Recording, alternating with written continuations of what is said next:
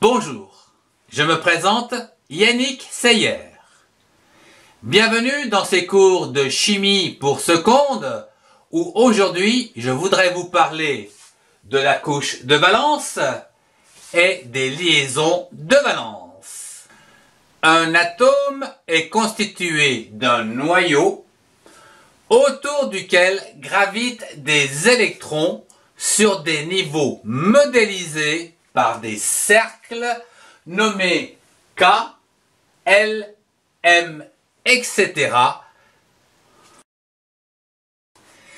Chacune de ces couches peut recevoir un certain nombre d'électrons, comme par exemple la couche K, c'est-à-dire la proximale du noyau, est saturée avec 2 seuls électrons, alors que la couche L, la suivante, est saturée à 8 électrons. La couche de valence, ou couche externe, ou périphérique, est un niveau où se situent les électrons de valence. Voyons quelques exemples avec les principaux groupes de la classification périodique. Le premier groupe, celui des métaux alcalins, avec un électron de valence, tel que le lithium. Le deuxième groupe, des métaux alcalins terreux, comme par exemple le beryllium ici, avec 2 électrons sur la couche de valence. Le troisième groupe, les métaux terreux, comme le bore, ici, avec 3 électrons sur la couche de valence. Le quatrième groupe, cristallogène, avec le carbone, ici, par exemple, qui a 4 électrons libres, donc sur la couche L, la couche de valence. Passons au groupe numéro 5, pnicnogène, voilà, avec, par exemple, l'azote, représenté ici avec ses 5 électrons sur la couche de valence.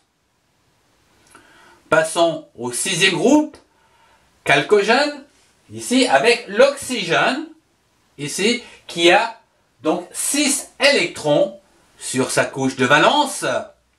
Je voudrais terminer avec les 2 derniers groupes, à savoir le 7e groupe, 7e groupe, et c'est les halogènes avec le fluor, comprenant 7 électrons sur sa couche de valence, et enfin les gaz rares dont nous avons beaucoup parlé, tels que le néon, ici avec 8 électrons sur donc la couche L, la couche périphérique.